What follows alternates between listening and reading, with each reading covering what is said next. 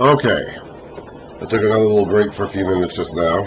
I had got an order. I had a food order delivered to my house just now. And I brought that in, and I rinsed my mouth out with some mouthwash, and got power through the rest of Ezekiel. We're halfway through chapter 45. We got 3.5 chapters left. This is a special... Wait, I already read that. Verse 18. This is what the Sovereign Lord says. In the first month, on the first day, you are to take a young bull without defect and purify the sanctuary. The priest is to take some of the blood of the sin offering and put it on the doorposts of the temple, on the four corners of the upper ledge of the altar, and on the gate posts in the inner court. You are to do the same in the seventh day of the month for anyone who sins unintentionally or through ignorance. So you are to make atonement for the temple. Remember this? This is all very familiar language.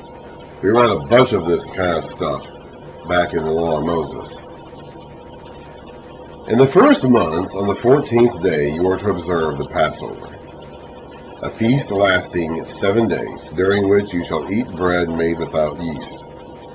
On that day, the prince is to provide a bull as a sin offering for himself. That's a clear indication that this prince is not Jesus. Jesus would not be offering a sin offering for himself, and for all the people of the land. Every day during the 7 days of the feast, he is to provide 7 bulls and 7 rams without defect as a burnt offering to the Lord, and a male goat for a sin offering. He is to provide as a grain offering an ephah for each bull and an ephah for each ram, along with a hin of oil for each ephah, as a drink offering. During the 7 days of the feast, which begins in the 7th month on the 15th day, this would be, which one is this? Let's go back to Leviticus 23 and make sure we have our dates correct. No shame in having to check the source, so we have it for. These priests would have gone over this stuff over and over and over again. First fruits. Now, the 7th month is Feast of Weeks. That's and the Feast of Trumpets. There it is. Feast of Trumpets, 7th month. A day of rest. The Feast of Trumpets. This would be about our September. This would be their 7th month would be equivalent to our 9th month of our calendar. This is a Feast of Trumpets. He is to make the same provisions for sin offerings, burnt offerings, grain offerings, and oil. This is what the Sovereign Lord says. The gate of the inner court facing east is to be shut on the 6 working days. But on the Sabbath day and on the day of the new moon, that's the first day of every month because every month started with the new moon, it is to be opened. The prince is to enter from the outside through the portico of the gateway and stand by the gatepost. So it's not shut all the time. If it was shut all the time, it would just be a wall. You know, they wouldn't even think of it as a gate anymore because nobody would ever use it. It'd just be a wall. So it's shut most of the time, but once every so often, every Sabbath and every new moon, it is open and the prince passes through it. The priest is to sacrifice his burnt offering and his fellowship offerings. He is to worship at the threshold of the gateway and then go out, but the gate will not be shut till evening. On the Sabbaths, that's the end of the day. Evening is when the day ends, the new day begins. On the Sabbaths and new moons, the people of the land are to worship in the presence of the Lord at the entrance to that gateway.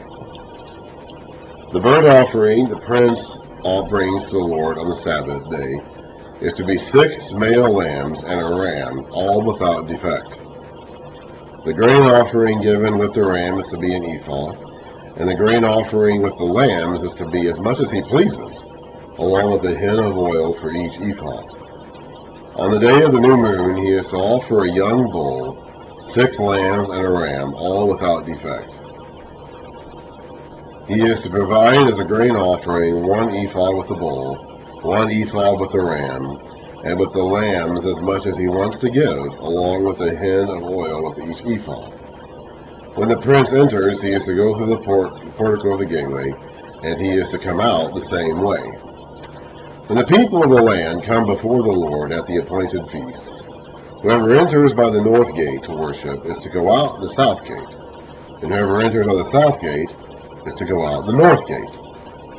No one is to return to the gate by which he entered, but each is to go out the opposite gate. So you go one way to the temple. My guess is that this is supposed to ensure some sort of orderly flow of traffic. I don't really know. The prince is to be among them, going in when they go in and going out when they go out.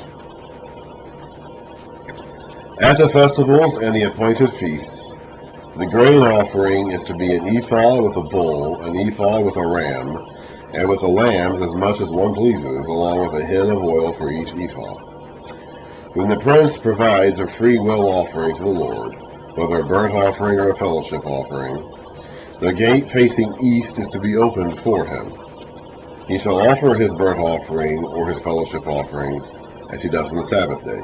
Then he shall go out, and after he has gone out, the gate will be shut. So the gate is opened occasionally. It's opened every Sabbath and every new moon. It stays open apparently all day. Only the prince can go in and out through it, though. He goes in that way and he goes out that way. And he can also go in and out through the east gate whenever he's bringing his own bull or his own free will offering, a burnt offering or a free will offering.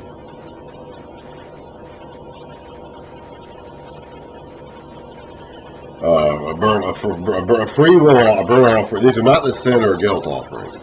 These are the offerings that one brought voluntarily whenever one felt like it, basically.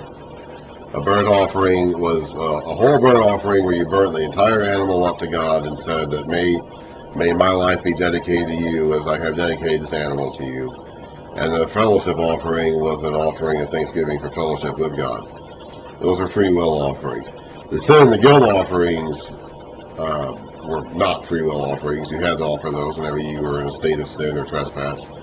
And he does not go to the east gate when he's offering those offerings, apparently. But he can go to the east gate on the Sabbaths, on the new moons. So apparently the gate is open all day those days. And whenever he brings in his own free will offering, and then as soon as he goes out again, the gate is shut again. So the prince can go in and out this gate, but nobody else can. Everybody else goes into the north or south gates. And whichever gate you go in, you go out the other gate. So you just go straight down to the north or straight up from the south. And there is no gate to the west, because the west is the back of the temple, and it's just a wall, I guess. Every day you are to provide a year-old lamb without defect for a burnt offering to the Lord. Morning by morning you shall provide. They had to offer a burnt offering every morning and every evening. Those are their evening and morning sacrifices. You are also to provide with it morning by morning, a grain offering, consisting of 1/6 of an ephah with 1/3 of a hin of oil to moisten the flour. The presenting of this grain offering to the Lord is a lasting ordinance. Remember that? That's another term we've seen before, back in the works of Moses. I bet Ezekiel was so happy. This is the sort of thing Ezekiel would have loved. So the lamb and the grain offering and the oil shall be provided morning by morning for a regular burnt offering. And that would have been on behalf of the whole nation. Every day they offered a sacrifice in the morning and one in the evening, and that was on behalf of the whole nation. This is what the sovereign Lord says. If the prince makes a gift of his inheritance to one of his sons, it will also belong to his descendants. It is to be their property by inheritance. If, however, he makes a gift of his inheritance to one of his servants, the servant may keep it until the year of freedom. That's the year of Jubilee, every 50 years. Then it will revert to the prince. His inheritance belongs to his sons only. It is theirs. The prince must not take any of the inheritance of the people, grabbing them off the property. We've seen evil kings do that before. Jezebel and Ahab did that to a guy named Nahath or something like that, back at the end of 1 Kings, and that was one of the things. That was the last straw for Ahab. That was what finally pushed God over the edge and saying it's time to judge this house. He is to give his sons their inheritance out of his own property, so that none of my heat will be separated from his property. Then the man, so now Ezekiel's talking about the first person again, about his experience. This guide, this host that he's had, this angel apparently in the form of a man, who has been showing him all these things. Then the man brought me through the entrance at the side of the gate to the sacred rooms facing north, which belonged to the priests, and he showed me a place at the western end. He said to me, "This is the place where the priests will cook the guilt offering and the sin offering, and bake the grain offering, to avoid bringing them into the outer court and consecrating the people." He then brought me to the outer court and led me around to its four corners, and I saw in each corner another court. In the four corners of the outer court were enclosed courts, 40 cubits long and 30 cubits wide. Each of the courts in the four corners was the same size. Around the inside of each of the four courts was a length of stone, with places for fire built all around the ledge. He said to me, "These are the kitchens where those who minister at the temple will cook the sacrifices of the people." The man brought me back to the entrance of the temple, and I saw water coming out from under the threshold of the temple toward the east. The temple faced east. The water was coming down from under the south side of the temple, south of the altar. He then brought me out through the north gate and led me around the outside to the outer gate facing east, and the water was flowing from the south side. As the man went eastward with a measuring line in his hand, he measured off 1,000 cubits and then led me through water that was ankle deep. After 1,000 cubits, the water is ankle deep. He measured off another 1,000 cubits and led me through water that was knee deep. So another 1,000 cubits and it's knee deep. He measured off another 1,000, that's 3,000 cubits now, and led me through water that was up to the waist. He measured off another 1,000, 4,000 cubits now. And now it was a river that I could not cross, because the water had risen and was deep enough to swim in, a river that no one could cross. He asked me, "Son of man, do you see this?" Then he led me back to the bank of the river. When I arrived there, I saw a great number of trees on each side of the river. He said to me, "This water flows toward the eastern region, and it goes down into the Arabah, which is the Jordan Valley, where it enters the sea, that is the Dead Sea. When it empties into the sea, the water there becomes fresh. The Dead Sea is no longer dead. The Dead Sea has been made alive again by this water. Swarms of living creatures will live wherever the water flows. There will be large numbers of fish, because this water flows there and makes the salt water fresh.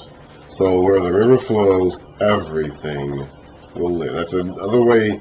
The simplest way to express God's desire for his creation, I think, is actually found in the book of Ezekiel in chapter 16, where we have this image, this allegory of God coming across Israel, personified or pictured as this naked, helpless, bleeding, or covered, not really bleeding, but covered in bloody, baby girl who had been left out in the fields to die, and was screaming and kicking about in her blood. And God came upon this infant and said to her, "Live."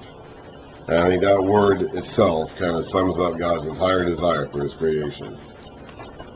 And here we see it again. God is going to make the Dead Sea live again. He's going to send fresh water into the Dead Sea, and the Dead Sea will live. And creatures will live there. Fish will live there. So where the river flows, everything will live. Fishermen will stand along the shore. From En-Gedi to En-Eglaim there will be places for spreading nets. The fish will be of many kinds, like the fish of the great sea, that is the Mediterranean Sea. But the swamps and marshes will not become fresh, they will be left for salt. Fruit trees of all kinds will grow on both banks of the river. Their leaves will not wither, nor will their fruit fall. Every month they will bear, because the water from the sanctuary flows to them. Their fruit will serve for food, and their leaves for healing. Now, I have to skip to Revelation here and show you another picture of this same river, depicted in a somewhat different way, but still the same concept being taught. By the way, this also goes back to the garden. In Genesis, we read about God making this garden, and in this garden was watered by these four rivers that came from the same source. And the imagery clearly depicts a source of water that ran through all the four directions of the earth. The earth, four is the number of the earth, because there are four directions, north, south, east, and west, and four corners of the earth. And the river in the garden was split into four, and it watered the entire earth. So this is garden imagery, and we're going to see it again in Revelation 22, chapter 22. And my Bible even has a heading there saying the river of life at the top of the chapter. Then the angel showed me the river of the water of life, as clear as crystal, flowing from the throne of God and of the Lamb. Now, we just read in Ezekiel how God has taken up residence in the temple again. So this is his throne again. On each side, down the middle of the great street of the city. In Revelation, it's a city. In Ezekiel, it's a temple. In Revelation, it's a city. And there is no temple in Revelation. On each side of the river stood the tree of life, bearing 12 crops of fruit, yielding its fruit every month. It doesn't matter what kind of tree it is. We read in Ezekiel there's trees on both sides of the river. And here in Revelation it says the tree of life on both sides of the river. It doesn't matter what kind of tree it is. They're all trees of life now. And the leaves of the tree are for the healing of the nations. We just got done reading that in Ezekiel. So Ezekiel is talking about the same thing that John is talking. Now Ezekiel didn't know that. I think John did know that. I think John worded his revelation in a way to make it clearer to the reader, who was supposed to know Ezekiel already, that this is what Ezekiel was talking about. Ezekiel didn't know it. His audience at the time didn't know it. But John interprets that for us and lets us know this is what Ezekiel is talking about. Actually, I'm going to go ahead and stop there.